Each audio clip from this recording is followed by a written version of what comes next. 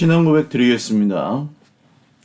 전능하사 천지를 만드신 하나님 아버지를 내가 믿사오며 그 외아들 우리 주 예수 그리스도를 믿사오니 이는 성령으로 잉태하사 동정녀 마리아에게 나시고 본디오 빌라도에게 고난을 받으사 십자가에 못 박혀 죽으시고 장사한 지 사흘 만에 죽은 자 가운데서 다시 살아나시며 하늘에 오르사 전능하신 하나님 우편에 앉아 계시다가 저리로서 산자와 죽은 자를 심판하러 오시리라. 성령을 믿사오며 거룩한 공회와 성도가 서로 교통하는 것과 죄를 사하여 주시는 것과 몸이 다시 사는 것과 영원히 사는 것을 믿사옵나이다. 아멘. 찬송가 217장 찬송 드리겠습니다. 217장입니다.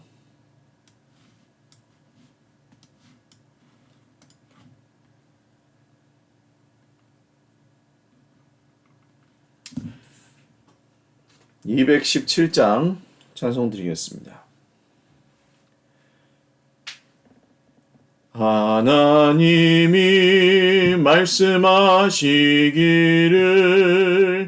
내 맘을 나에게 바치오라. 너 어디 있든지 날 섬기며 기쁘게 날 항상 의지하라. 바치오라 내 마음을 주께서 나에게 이르시네. 캄캄한 죄에서 불러내신 주께서 늘 인도하시리라. 구주께서 말씀하시기를 내 맘을 나에게 다 바치고 사악한 죄에서 벗어나면 나 어찌 널 구원하겠느냐.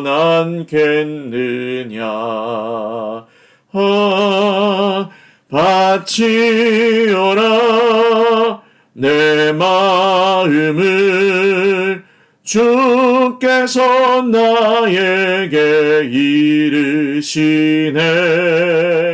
캄캄한 죄에서 불러내신 주께서 늘 인도하시리라. 성령께서 말씀하시기를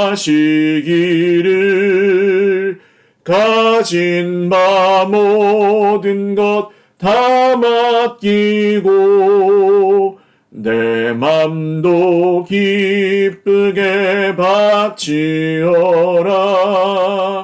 풍성한 은혜를 더하리라. 바치어라 내 마음을 주께서 나에게 이르시네. 캄캄한 죄에서 불러내신 주께서 늘 인도하시리라. 아멘.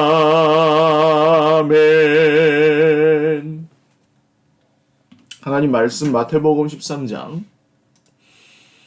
마태복음 13장입니다.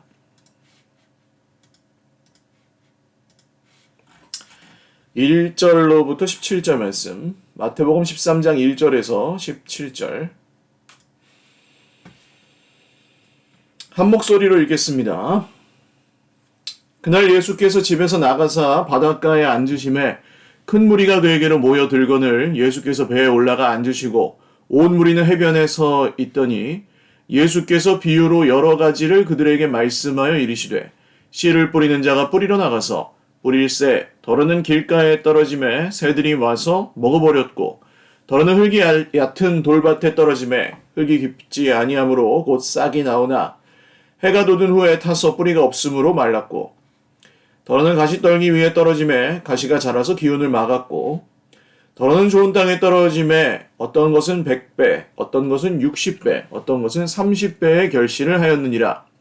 귀 있는 자는 들으라 하시니라. 제자들이 예수께 나와 이르되 어찌하여 그들에게 비유로 말씀하시나이까? 대답하여 이르시되 천국의 비밀을 아는 것이 너희에게는 허락되었으나 그들에게는 아니 되었나니 물은 있는 자는 받아 넉넉하게 되되 없는 자는 그 있는 것도 빼앗기리라. 그러므로 내가 그들에게 비유로 말하는 것은 그들이 보아도 보지 못하며 들어도 듣지 못하며 깨닫지 못함이니라. 이사야의 예언이 그들에게 이루어졌으니 일렀으되 너희가 듣기는 들어도 깨닫지 못할 것이요 보기는 보아도 알지 못하리라. 이 백성들의 마음이 완악하여져서 그 귀는 듣기에 둔하고 눈은 감았으니 이는 눈으로 보고 귀로 듣고 마음으로 깨달아 돌이켜 내게 고침을 받을까 두려워함이라 하였느니라. 그러나 너희 눈은 봄으로 너희 귀는 들음으로 복이 있도다.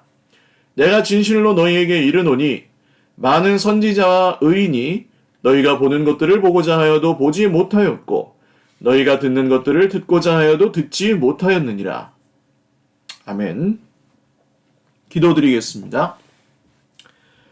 살아계신 하나님 아버지 감사합니다. 오늘도 주님 앞에 예배 드립니다. 우리의 예배를 통하여 하나님 홀로 영광 받으시고 함께 예배하는 주의 백성들이 주님 안에서 오늘도 주님의 말씀을 통하여 새 힘을 얻게 하시고 이 말씀이 우리 안에서 소망이 되고 능력이 되고 기쁨이 되는 것을 경험하게 하여 주시옵소서. 세상 수많은 사람들이 말씀 아닌 다른 데서 생명을 구하고 주님 아닌 다른 곳에서 기쁨을 구합니다. 심지어 하나님의 사람이라 자칭하는 자들조차도 세상의 엉뚱한 것들 또 정말 주신 은혜가 아닌 또 다른 무언가 자극적이고 더 대단한 것들을 바라며 살아가는 세상입니다. 주님, 오늘 주신 은혜에 감사하며 그 생명을 풍성히 누리는 저희 오늘 모든 하늘 가족들, 함께 예배하는 우리 모든 형제 자매들이 다 되게 하여 주옵소서. 간절히 원하오니 함께 예배하는 오늘 우리 사랑하는 형제 자매들 모두에게 세상이 빼앗아갈 수 없는 평안을 주시고 사람이 깨뜨릴 수 없는 하나님의 능력과 생명을 허락하여 주시옵소서. 특별히 환난 중에 있는 형제 자매들을 돌보시고 붙잡아 주시고 아침에 드리는 이 예배가 하루 종일 우리의 마음에 정말 영혼의 닷같이 풍랑이 일어도 우리의 인생의 배가 뒤집어지지 않고 하나님께 잘 매달려 있는 은혜의 끈이 되게 하여 주시옵소서. 환우들 위해 기도합니다. 주님, 오랜 질병으로 고통 중에 있는 형제 자매들도 기억하시고 또 옆에서 간호하고 돌보느라 수고하고 기도하는 우리 가족들도 기억하여 주시고 하나님 속히 치료하시고 또 모든 것을 주님의 뜻대로 순적하게 이루어 주사 우리 안에 주님이 주신 풍성한 생명과 구원을 넘치게 누리게 하옵소서. 감사하옵고 예수님의 이름으로 기도 올리옵나이다. 아멘. 할렐루야. 오늘도 하나님의 은혜와 평강으로 풍성한 하루 누리시기를 바랍니다. 날씨가 갑자기 추워졌습니다. 건강 유의하시고 또 날씨는 추워졌지만 그래도 하나님께 나아가는 마음은 더 뜨거워지실 수 있기를 바랍니다. 유명한 비유죠. 천국 비유 중에 하나님 나라의 비유들 중에서 씨 뿌리는 사람의 비유 혹은 씨가 뿌려진 4가지 밭의 비유 여러 말로 표현할 수 있는데 저는 씨 뿌리는 사람의 비유가 좀 더 적당한 제목이라고 생각을 합니다. 밭의 상태에 너무 주목하다 보면 좀 함정에 빠질 수 있는 요지가 있기 때문에 주의해서 보시면 좋겠고요. 오늘은 예수님이 집에서 나가셔서 바닷가에서 가르치십니다. 큰 무리가 그에게로 모여들었는데 예수님은 배에 올라가서 앉으시고 해변에 있는 사람들에게 말씀을 전하셨습니다.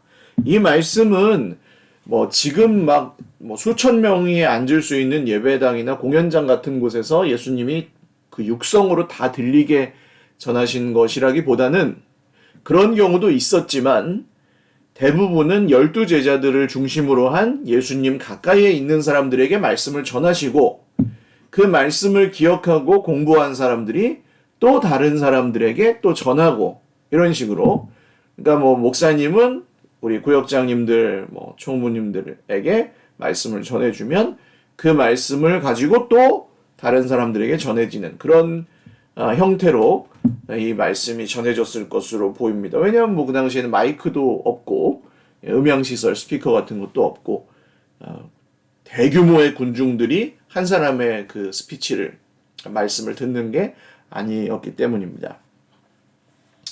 그래서 제자들은 저는 원하든 원치 않든 성장했다고 생각을 해요. 부족한 모습이 복음서에서 많이 보이지만 이 과정을 통해서 제자들은 다들 성장했습니다. 그래서 지난주 우리 어린이부 집사님 한 분이 그런 말씀을 하시더라고요. 자기가 당신이 이제 아이들에게 성경을 가르쳐야 되는데 그 성경을 좀 잘 묵상하고 바르게 가르치고 싶어서 요새 성경을 다시 보기 시작하셨다고. 굉장히 좋은 태도죠. 누군가에게 가르쳐주면서 이 두렵고 떨리는 마음으로 하나님의 말씀을 하는 것 같이 하는 그 과정에서 우리가 성숙한다는 겁니다. 목사님도 마찬가지예요. 목사도 하나님의 말씀을 전하면서 그 말씀을 자기에게 먼저 통과시키면서 성장하고 성숙하는 것입니다. 자, 오늘 하신 비유의 말씀은 내용은 이렇습니다. 씨를 뿌리는 사람이 뿌리러 나갔는데 덜어는 길가에 떨어지고 새들이 와서 먹어버렸어요. 그리고 흙이 얕은 돌밭에 떨어졌을 때 흙이 깊지 않아서 싹이 금방 나왔지만 해가 돋은 후에 타서 뿌리가 없으므로 말랐습니다. 견디는 힘이 없었던 거죠.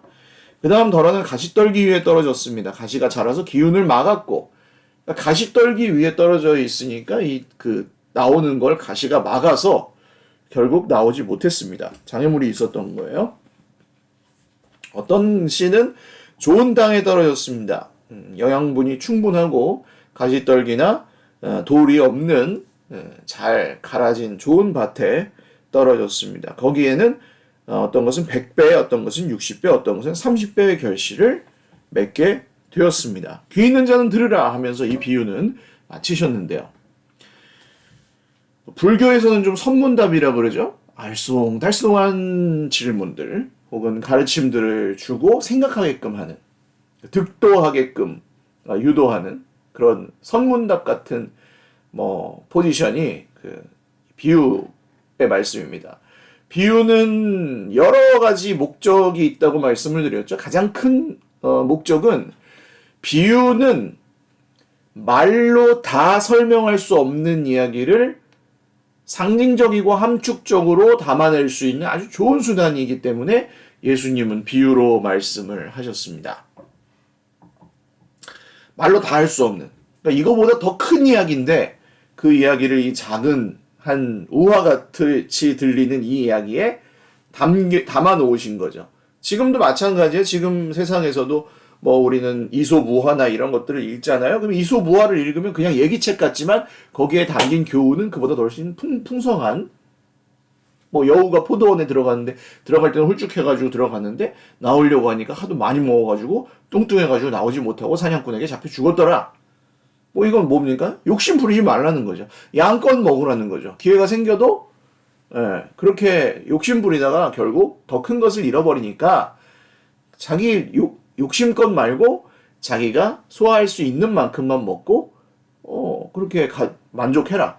이게 이제 교훈인 거잖아요. 비유지만 교훈이 담겨 있는 거죠. 또 한 가지 비유의 목적은 말로 직접 표현하면 상처를 받거나 혹은 관계에 갈등이 생기거나 이 활동에 지장이 생기는 그런 상황에서 예수님께서 비유로 말씀하시는 경우가 많았습니다. 왜냐하면 너희 바리새인들 이 나쁜 자식들아, 이 도둑놈들아, 대제사장들 이 썩어빠진 거짓 선지자들아, 막 이렇게 딱 하시면 세례 요한 어떻게 됩니까? 댕강, 참수당해 버렸죠. 헤롯에게 왕이시여, 왕은 옳지 않습니다. 동생의 아내를 그렇게 자기 차지하기 위해서 동생을 죽음에 이르게 하고 그렇게 하는 것은 너무나 하나님 보시기에 악한 일입니다. 했다가 이제 헤롯이 두려워서 자꾸 그렇게 말을 하니까 찔려서 감옥에 가뒀죠. 근데 그 헤롯의 부인은 그렇게 생각하지 않았습니다. 원한이 깊었죠. 그래서 자기 딸이 그렇게 연회에서 춤을 추게 만든 다음에 헤롯이 나라의 반이라도 너에게 주겠다 했더니 세례 요한의 머리를 쟁반에 담아서 주십시오. 아주 구체적으로 요구하게 만들죠. 그래서 세례 요한은 그렇게 허무하게 어린 여자아이의 공주의 춤 한 번에 쟁반에 담긴 머리 신세가 되어서 왔습니다. 그러니까 이런 경우에는 예수님이 십자가를 지시기 전까지 아직 더 하실 일들이 있기 때문에 때가 이르지 않았기 때문에 직접적인 말씀을 하시지 않고 비유를 통해서 하나님의 나라를 전하셔야 되는 이유도 있었던 것입니다. 자, 첫 번째 더 큰 이야기를 함축적으로, 또 두 번째 직접적인 이야기를 간접적으로. 그리고 오늘 또 한 가지의 이유가 나옵니다. 이 비유는 이 뜻에 대해서는 내일 말씀에 나오니까 오늘은 이 이야기만 할 거예요. 비유는 관심이 있는 사람들에게만 유효합니다. 듣고자 하는 사람들에게만 유효하고 믿는 사람들에게만 유효합니다. 저는 그래서 그렇게 생각하실 거예요. 아마 주일 설교가 제일 중요하고, 그 다음 금요 예배 설교가 그 다음 중요하고, 그 다음에 새벽 기도 설교가 중요하다. 그렇게 생각하실 거예요, 보통. 소예배, 대예배, 이렇게. 소예배, 중예배, 대예배. 그런데 그렇지 않습니다. 하나님 나라에서 거의 대부분 반대입니다. 정말 듣고자 하는 소수의 분들을 위한 말씀이 더 중요합니다. 왜냐하면 그분들이 잘하거든요. 대예배에 오시는 분들은 천차만별입니다. 거기에는 안 믿는 분도 있습니다. 거기엔 그냥 나온 사람도 있어요. 어제까지 그냥 술, 진탕 마시고 오늘 그냥 좀 찔려가지고 좀 샤워하는 느낌으로 좀 하나님한테 가서 용서 빌고 다음 주에 또 이제 새로운 마음으로 죄를 지어야 되겠다 이런 생각으로 오시는 분도 있어요. 지금도 있어요. 지금도 제가 이렇게 얘기해 보면 아직 그게 뭐 어떤 문제가 있는지 몰라서 그러시는 거죠. 그런 분들은 막 10시 반에 막 10통씩 전화하고 그래요. 술 먹고 그런 분들도 있어요.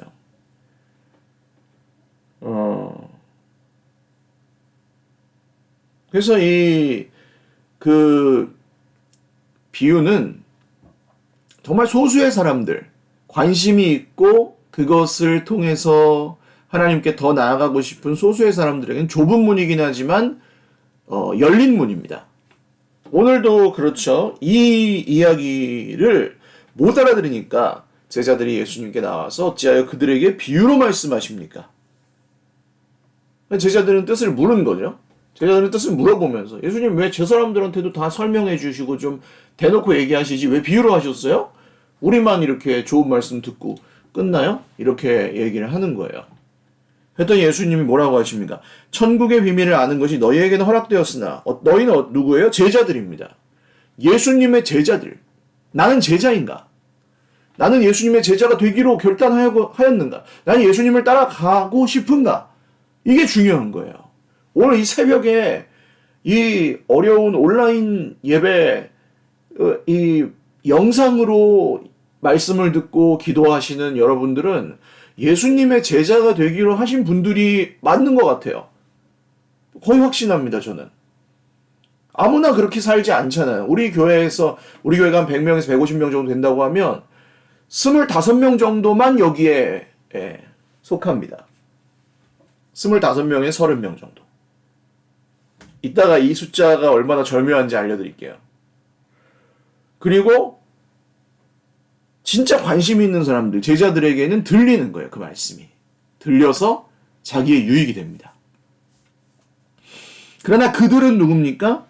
우리 성도들, 뭐 주일 예배만 나온 성도들을 폄하하는 건 아닙니다. 관심 없는 사람들에게는 이 말씀이 보기는 보아도 듣지는 알지 못하고 듣기는 들어도 깨닫지 못하는 이사야의 말씀이 그들에게 이루어진 것이다. 왜요? 알려고 하지 않는 거예요. 몰라. 보니까 어려워. 어색해. 그냥 다 읽었어. 덮어버리는 거예요. 이게 나랑 무슨 상관이 있는지, 이 말씀이 도대체 무슨 의미인지, 하나님은 그럼 나한테 뭘 원하시는 건지, 아우 어려워. 골치 아파. 그냥 목사님이 뭐 설명해가지고 알아들으면은 그대로 하고, 못 알아듣겠으면 그냥 넘어가. 이렇게 사는 거예요.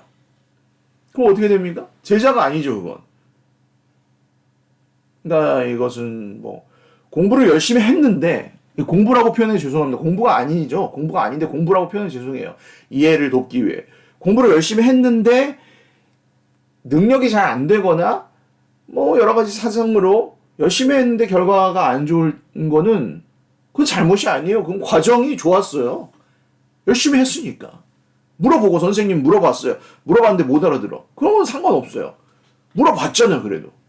그런 사람에게는 은혜가 임하는 거예요. 아멘? 그 공부 내가 별로 못하고 난 똑똑하지 않다 이런 분들은 그 열등감을 그리스도 예수 안에서 다 버려버리십시오. 진짜 똑똑하고 진짜 뭐 무슨 박사 할아버지라 그래도 보기는 보아도 알지 못하고 듣기는 들어도 깨닫지 못하는 절대적인 이 말씀의 기준이 있습니다. 박사 할아버지라도 지가 믿기 싫으면 땡인 거예요. 거기서 그냥 더 알지 않고 그냥 난 다 알아 그러면 버리니까. 난 다 알아 그런 사람 조심하시고요. 뭐 이건 뭐 왜 이렇습니까? 이건 왜 뭐 저렇습니까? 하면서 막 문제 얘기하는 사람들 조심하세요 해야 돼요. 잘나 보이지만 그 사람은 잘난 사람이 아니라 예수님의 제자가 아닌 사람들인 겁니다. 겸손하지 않으니까. 근데 겸손한 사람들은 묻죠. 저는 평생에 그렇게 살기로 결심하였습니다. 내가 안다고 주장하지 않기로 결심하고 늘 묻는다고 결심하였습니다. 주님께 늘 묻고 또 묻고 또 묻고 또 묻고. 어떤 분들은 목사님 너무 답답해요. 왜 이렇게 일을 하실 때 그냥 팍팍팍 그냥 해가지고 해치워버리시고. 누가 책임질 건데. 주님의 일인데요. 하나님의 일을 묻고 또 묻고 말씀해 주실 때까지 기도하고 기다리고. 사람들이 막 돌 던지죠. 왜 빨리 안 하냐고. 왜 더 잘하지 않고 더 가열차게 하지 않냐고. 제 맘대로 하면 되겠습니까? 열심히 안 하는 핑계가 아니고 기다려야 되는 것들이에요. 다 큰 결정들이나 이런 것들은 기다리고 또 돌다리 두들겨 보고 하나님 이게 맞나요? 하나님 이게 정말 맞습니까? 그래서 늦어지는 거예요. 뭔가 이렇게 중요한 일들을 할 때는 빨리빨리 해치워야 될 일들은 빨리빨리 하면 됩니다. 제가 만약에 제가 이제 뭐 이렇게 상담이나 이런 걸 받으면 저 성격은 목사님을 하면 안 되고 어디 기업 경영 같은 거 사장님이나 이런 걸 해야 된대요. 빨리빨리 그냥 일 처리하고 그냥 할 거 다 탁탁탁탁 이렇게 해가지고 해놓고 그 나머지는 뭐 이렇게 딱 이제 굴러가게 만들고 그런 리더십이고 그런 성격이라는 거예요. 목사님은 근데 안 그렇죠. 이 사람 말도 듣고 저 사람 말도 듣고 그냥 다 어루만지고 하면서 이렇게 다 아우르고 그 다음에 주님의 뜻을 또 설득하고 못 알아듣는 사람들이나 찬성하지 않으시는 분들이 이게 하나님의 뜻이 왜 이런지 성경을 가지고 또 말씀드리고 그렇게 해야 되는 거죠. 어쨌든 뭐 성격에 상관없이 저는 하나님의 뜻대로 해야 되는 사람이니까 당연히 겸손히 듣고 또 배우고 평생 묻고 다 안다고 잘난 척하지 않고 그렇게 살기로 결심을 하였습니다. 저는 그게 예수님의 제자의 삶이라고 믿습니다. 그래서 어떤 분들은 이 말씀 보시면서 좀 시험에 들으실 수도 있어요. 아니 하나님, 이 들으라고 복음을 주셔놓고 듣지 못하게 하고 들어도 듣지 못하게 하고 보아도 보지 못하게 한다는 게 말이 됩니까? 하나님 너무하신 거 아닙니까? 아니 그게 하나님이 귀를 막으셨다는 뜻이 아니고 지만 잘난 사람들에게는 그렇다는 거예요. 바로 이집트 바로 기억하시죠? 애굽 출애굽할 때 모세를 통해서 하나님이 야 내 백성을 보내라. 피 재앙, 개구리 재앙, 이 재앙, 파리 재앙, 악종, 독종, 우박, 메뚜기, 흑암, 장자의 죽음 이 10가지 재앙을 계속 주시면서 바로야 보내라 바로야 보내라. 근데 어때요? 안 듣죠? 자기 백성들이 막 죽어 나자빠지는데 근데도 안 듣는 거예요. 이게 인간이에요. 보기는 보아도 깨닫지 못하고 듣기는 들어 깨닫지 못하는. 하나님이 그렇게 만드신 겁니까? 그러면 어떤 의미냐면 이거 굉장히 중요합니다.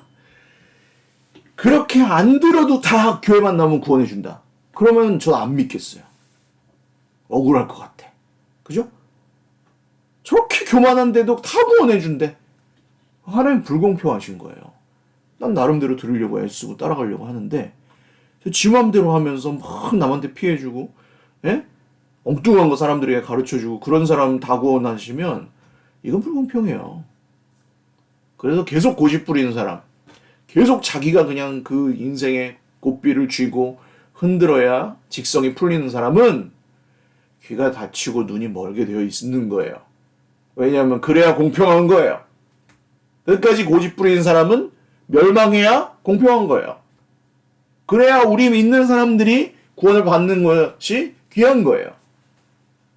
내가 믿는 사람이시면 여러분 고집 부리는 인간들, 하나님을 대적하고 멸시하는 인간들, 자기가 자기 인생의 주인인 줄 착각하는 인간들은 멸망해야 우리가 받는 구원이 진짜인 거예요.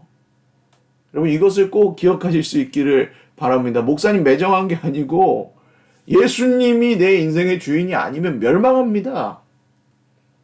그 멸망은 이미 시작되었고 그 심판은 말이에요. 예수님이 주인이 아닌 걸로 인해서 심판당하는 게 어떤 심판입니까? 자존심 상하면은 죽겠다. 돈이 없으면 죽겠다. 좋은 일이 안 생기면 죽겠다. 남과 비교해서 내가 좀 못난 것 같으면 죽겠다. 그러다가 조금 내가 또 뭐 좀 잘 되면은 그냥 날라다니면서 야 이거 봐라. 역시 난 대단해. 막 하면서 또 막 잘난 척하고 천국에 갔다 지옥에 갔다 자기 혼자 그냥 왔다 갔다 하면서 하는 이게 심판인 거야. 그러면서 남 괴롭히고 계속. 근데 우리 어떻습니까? 우리 평범하고 별로 지혜롭지 않은 평범한 성도들, 하나님을 의지하는 성도들은 그런 거 없죠. 그런 게 이제 점점 없어지죠. 없으면 없는 대로 하나님 도와주세요. 채워주세요. 불쌍히 여겨주세요. 죄송합니다. 그러면 되는 거예요. 여러분 사업 실패해요? 사업 실패하셨을 때 막 목숨 끊고 그러시면 안 돼요. 성도들은 하나님 제가 사업을 실패했습니다. 열심히 잘해보려고 했는데 제가 우둔했습니다. 이제라도 회개하오니 가르쳐 주십시오.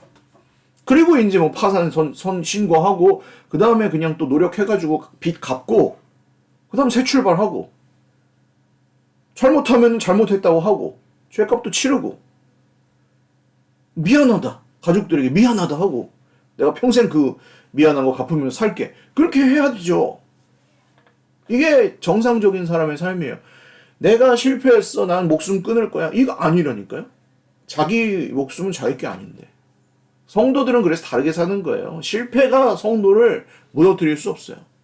사람에게 막 쥐 흔들리시는 분들 여러분 사람이 우리를 뒤흔들게 두지 마세요. 우리 주님 건데 왜 그 사람한테 내 인생을 주고 내 마음을 줍니까?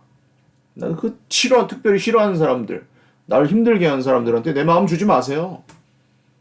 내 마음은 내 거야. 그리고 나는 하나님 거야. 선포하셔야 돼요. 그때. 그럼 그냥 너는 까불어라. 어디 한번 두고 보자. 하나님께서 어떻게 하시는지 보자. 이렇게 선포하시고 기도하셔야 돼요. 하나님 저 사람도 불쌍히 여겨주세요. 근데 저렇게 계속 고집 부리다가 큰 코 닥치기 전에 돌아오게 해주세요. 이렇게 기도하셔야 되는 거예요. 비유 가지고 정말 많은 얘기를 하죠. 여러분 진짜 들음으로 복이 있는 귀는 봄으로 복이 있는 눈은 겸손한 눈과 겸손한 귀인 줄 믿으시기를 바랍니다. 어디 엉뚱한 거 보고 와가지고 이게 전부인 것 같이 막 그냥 잘난 척하고 말하고 그러면 안 돼요. 오직 주님의 말씀 안에서 겸손히 묵묵히. 진짜 존경받는 교회의 리더 어떤 사람들일까요? 알아도 모른 척. 가르치지 않고 몸으로 보여주고. 섬기며 억울해하지 않고. 홀로 있어도 그 외로움을 견디고 이겨서 옆에 있는 사람들을 공동체로 만들어가고 세워가고. 그런 사람들 없이 뭐가 시작되겠습니까? 다 갖춰진 교회 가가지고 뭐 거기 좋은 프로그램과 사람들 뭐 잘 이용하면서 서비스 이용하면서 교회 생활하면은 좋을 것 같죠. 깊이 들어가 보면 다 똑같아요. 교회 40년 50년씩 다녔는데 맨날 싸우고 원수 맺고 죽을 때까지 미워하고 그런 사람들 허다합니다. 근처 교회 목사님들 제가 많이 만나잖아요. 만명교회, 천명교회, 수천명 교회들을 그런 얘기들 허다합니다. 얼마나 또 프라이드가 높겠어요. 내가 이 만명교회 권사인데 저것이 내 말을 안 들어? 어디 한번 당해봐라 하면서 싸우고. 그렇게 되지 맙시다. 겸손합시다. 주님이 비유로 말씀하시는 데에는 그런 이유가 있는 것입니다. 결론이에요. 오늘 제가 25명이라 그랬죠. 새벽 기도. 길가밭, 돌짝밭, 가시떨기밭, 좋은 밭. 내일도 말씀드리겠지만 농부가 바보예요. 저 같으면 좋은 밭에만 뿌려요. 길가밭 버려. 돌짝밭 버려. 가시떨기밭 버려. 너는 어차피 안 나니까. 뿌려도 안 나요. 농부 바보예요. 이 농부는 계산하는 사람이 아니에요. 그래서 그분이 누구시냐? 하나님이십니다. 허비하시는 하나님. 이 귀한 말씀의 씨앗을, 사랑의 씨앗을 허비하시는 하나님. 가시떨기, 돌짝, 길가, 늘 안 나는 거 알면서도 뿌리시는 하나님. 할렐루야. 그래서 우리가 살아난 줄 믿으시기를 바랍니다. 길가밭 같고 돌짝밭 같고 가시떨기밭 같은 우리가 그래서 산 거예요. 이렇게 뿌리시니까. 근데 25명이 있어요. 100명이라고 치면 이 네 밭 중에 4분의 1, 25%. 100명 중에 25명. 그 사람들이 좋은 밭이에요. 그러니까 오늘 이 새벽에 기도하시는 분들은 나는 좋은 밭이에요. 비밀입니다, 여러분. 나는 좋은 밭이야. 잘난 척하라는 게 아니에요. 나는 좋은 밭이야. 하나님께서 이 공동체, 우리 서울교회 공동체에다 두신 좋은 밭인 거예요, 내가. 누가 있어서 새벽에 피곤해 죽겠는데 이 말씀 듣고 앉아있어요. 30분 이상. 그리고 기도하고. 주님의 제자들만 하는 거예요. 주님의 제자들만. 좋은 밭들만. 자부심을 가지십시오. 자랑은 하지 마시고. 자랑하면 저 다른 밭들이 상처 입으니까. 그리고 뭐 우리가 좋은 밭 된 것도 뭐 밭이 노력을 해가지고 좋은 밭이 되는 게 아니잖아요. 그냥 농부가 이렇게 갈아줘서 좋은 밭이 된 거지. 밭이 좋은 밭이 되는 것도 아니고 열매도 여러분 오해하시면 안 되는 게 30배, 60배, 100배 열매를 몇 개 주시옵소서 하지만 그 열매는 농부 거예요. 씨를 뿌리신 그분이 가져가는 열매예요. 물론 그 밭에 있기 때문에 그 밭이 수혜를 누리긴 하지만 그 열매도 주님의 것입니다. 착각하면 안 되는 거예요. 내가 좋은 밭이라서 이렇게 30배, 60배, 100배 열매를 맺었다. 박병기 목사 대단하다. 그 정신 나간 소리인 거예요. 아무리 선한 결과를 얻어도 그 열매는 농부의 것입니다. 이 내용은 내일로 넘어가기로 하고 오늘 기억하실 것은 지금 기도하는 여러분들은 좋은 밭이다. 100명 중에 25%. 그리고 혹시 다른 돌짝밭, 길가밭, 가시떨기밭 쪽으로 자꾸 가려고 그러시면 내 멱살을 자꾸 끌어당기세요. 좋은 밭으로 이 시간을 지키십시오. 자꾸 다른 생각하지 마시고 행복의 파랑새는 집에 있습니다. 기본적으로 지켜야 될 것들을 지키고 옛날 목사님들 말씀 하나도 안 틀려요. 모여야 할 때 모이고 기도하라면 기도하고 성경 보라면 성경 보고 그렇게 살라고 하면 살고 해보라고 하면 해보고 목사님 말씀하시면 순종하고 그러면은 복 받고요. 잘 살고요. 건강합니다. 걱정하지 마세요. 오늘 아침에도 세상에 줄 수 없는 소망과 평안 오직 우리 하나님께서 뿌려주시는 귀하고 복된 말씀의 씨앗이 저와 여러분의 생명의 나무에 열매를 맺게 하기를 주님의 이름으로 축원을 드립니다. 기도하겠습니다. 하나님, 좋은 밭들과 기도해서 너무 행복하고 우리 좋은 밭들이 오늘 말씀을 들어서 너무 행복합니다. 주님, 저도 형편없는 밭이었는데 주님이 저를 갈아엎어 주시고 말씀을 겸손히 들을 수 있는 귀를 주셔서 안다고 잘난 척하지 않고 깨달았다고 아는 척하지 않고 오늘 이 아침에도 새롭게 이 말씀 앞에 겸손히 들을 수 있게 해주셔서 감사합니다. 주님, 오늘도 가시떨기 밭으로 돌짝밭으로 길가밭으로 고생 중에 있는 우리 형제 자매들도 있습니다. 주님, 그들의 인생을 긍휼히 여겨주셔서 계속해서 씨를 뿌려주시고 묵은 땅을 기경하여 주시는 은혜가 있게 하옵소서.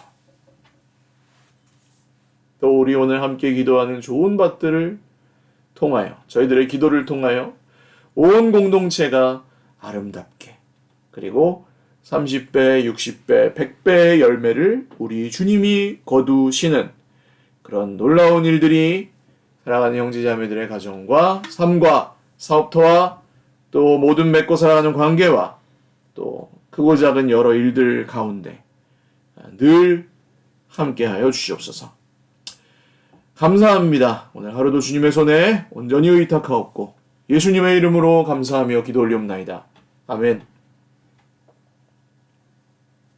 네, 감사합니다.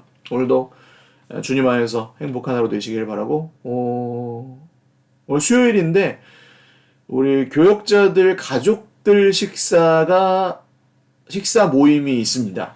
왜 하냐 하면은 코로나가 터지자마자 우리 교역자들이 오셔가지고 한 번 교역자 수련회를 갖고 그 이후에는 제가 생각하기로 없습니다. 그나마도 이제 온 가족이 갔던 수련회도 아니고요.